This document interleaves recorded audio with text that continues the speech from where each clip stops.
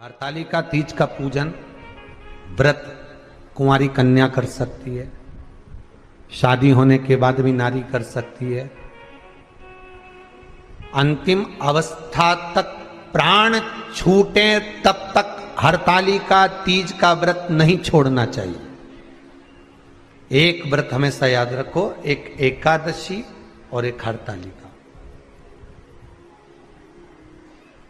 हाँ, इतना जरूर है, ज्यादा शरीर बेकार हो गया, बुढ़ापा आ गया, शरीर नहीं साथ दे रहा, तो कुछ फल खा लो, कुछ चाय दूध जूस आप लेकर कर लो। इतना भी नहीं बने, शरीर बहुत ही बेकार हो गया, तो आप एक समय फल का फलहार धारण कर लो, ठीक है। पर हरतालिका व्रत करने वाली माताएं भले उद्यापन कर दे, तो उस व्रत को थोड़ा हल्का कर लो। उद्यापन करा मतलब तुमने व्रत को हल्का कर लिया, थोड़ा हल्का कर सकते।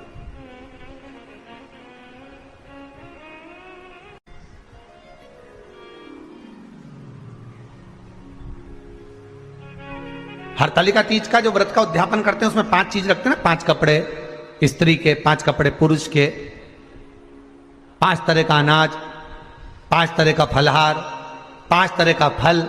तो 5 तरह का जो फल रखाता है हरतालिका तीज के उद्यापन में, दुनिया के लोग उस 5 तरह के फल को केला गिन ले, पपीता गिन ले, मौसम्बी गिन ले, और अनार गिन ले, संतरा गिन ले, सब कुछ गिन लेते हैं, पर उस 5 तरह के फल में धतूरे को नहीं गिनते। पर शिव कथा में वर्णन आता है, हरतालिका तीज के उद्यापन में लिखा हुआ है, सबसे पहले 5 फल अगर गिनना है तो उसमें पहले धतूरे को गिनो, क्योंकि शंकर को वो प्रिय होता है, शंकर उसको स्वीकार कर लेता है। और धतूरा शंकर भगवान को क्यों चढ़ाया जाता है उसका प्रसंग आपको पहले भी कहा, आज फिर कहते हैं। धतूरा जब हम भगवान शंकर को समर्पित करते हैं तो हमारा कोई कार्य अटक रहा होता है, जिस कार्य को बार बार एग्जाम में बैठ रहे हो, बार बार परेशान हो रहा है, बार बार इंटरव्यू देने जा रहे हो, नहीं हो रहा, एक बार धतूरे को हृदय से भगवान को प्रेम से, करुणा सागर मेरे शंकर को दिल से एक बार वो धतूरा भगवान से विनती कर कर उसको चढ़ाओ तो शरीर, भगवान तुम्हारा कार्य सफल कर देगा। पर दिल से चढ़ाना, हृदय। हरतालिका तीज की पूजन करने वाले को चाहिए कि बालू का, मिट्टी का शिवलिंग बनाना चाहिए। फुलेरा जो बनाया गया है ऊपर शंकर जी के ऊपर लटकाने के लिए, टांगने के लिए, उसके नीचे शिव पार्वती गणेश जी की सुंदर बालू की मूर्ति बना लेना चाहिए, पार्थिव लिंग का निर्माण कर लेना चाहिए। शिव की आराधना करना चाहिए।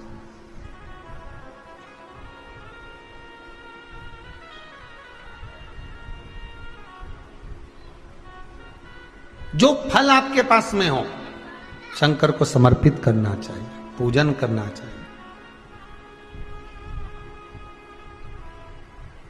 आराधना करो। सबसे पहली पूजन हरतालिका तीज की प्रदोष काल के अंतर्गत हो जाना चाहिए, शाम के समय पर। प्रयास करो प्रदोष काल के समय पर पहली पूजन हो जाए तो ज्यादा अच्छा। पर लोगों की आदत रहती है कि 8 बजे तक, 8:30 बजे तक, 9 बजे तक पहली पूजन करें, फिर दूसरी आराम से, फिर तीसरी, फिर आराम से, फिर चौथी। तो ऐसा सब अपने अपने हिसाब से। पर शास्त्र रीति कहती है कि प्रदोष का जो समय होता है, प्रदोष काल जो होता है, शाम का जो समय होता है, उस समय पर हरतालिका तीज की पहली पूजन हो, जिससे आपका स्मरण चित्त शंकर भगवान में उस घड़ी, उस पल, उस क्षण में आप शिव के हो जाएं और शंकर आपका हो जाए। हाँ, अगर किसी के आने में देरी हो, कोई आ नहीं पा रहा है, बहुत देरी हो रही हो, तो हरतालिका पूजन व्रत वर्णन करता है कि शिवलिंग का निर्माण, पार्वती जी की मूर्ति का निर्माण, गणेश जी का निर्माण और फुलेरा जो बनाया हुआ है, ये प्रदोष काल के पहले बनकर तैयार हो जाना चाहिए। प्रदोष काल के अंतर्गत फुलेरा नहीं बनना, फुलेरा पहले बन जाना चाहिए। और बहुत विशेष बात ध्यान रखिए हरतालिका तीज की, कि शंकर जी का जो अपने स्वरूप बनाया है, पाटे में, थाली में, चौकी पर, चौरंग पर जो स्वरूप बनाया है, वो पहले नहीं रखना है, पहले क्या बांधना है? फुलेरा।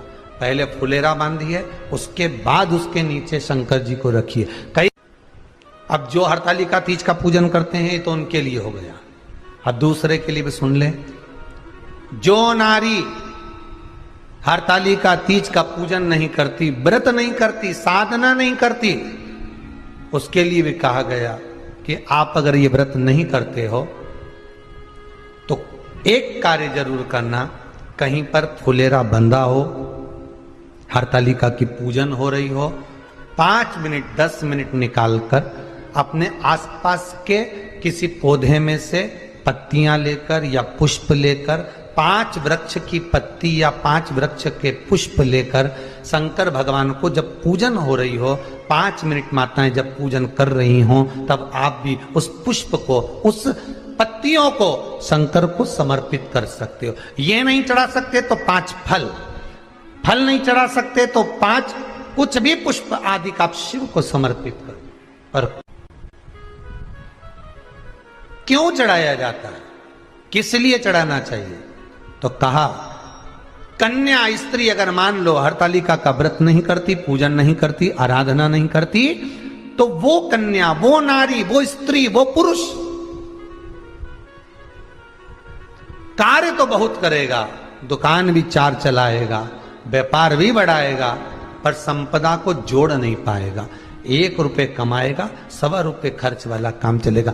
हस्त नक्षत्र में जो तृतीया पड़ती है, हस्त नक्षत्र के अंतर्गत जो तृतीया का महत्व कहा गया है, वो संपदा को बढ़ाती है, मनोकामना को पूर्ण करती है। इस नक्षत्र के अंतर्गत जो तृतीया आती है वो मनोकामना को पूर्ण कर कर चली जाती है। इसलिए शिव की आराधना के लिए प्रथम माने हस्त नक्षत्र में किया गया दान, हस्त नक्षत्र के अंतर्गत तृतीया के दिन किया गया पुण्य, हस्त नक्षत्र में तृतीया के दिन किया गया श्रृंगार, हस्त नक्षत्र में तृतीया के दिन करा गया अपना सुंदर सिंदूरा, भगवान का आनंद, 5 तरह के वस्त्र, 5 तरह के स्त्री के वस्त्र, पुरुष के वस्त्र, 5 तरह का फल, 5 तरह का अनाज, ब्राह्मण को बुलाकर ब्राह्मणी के साथ आप या तो ब्राह्मण से उद्यापन करवाएं या फिर आप स्वयं भी करते हैं तो शिव को समर्पित करके ब्राह्मण और ब्राह्मणी को भोजन कराकर वो भाग प्रदान करें। यही हरतालिका तीज के उद्यापन का वर्णन आता है। सुंदर भाव से हरतालिका माता आप सभी की मनोकामना पूर्ण करे। हर हर महादेव।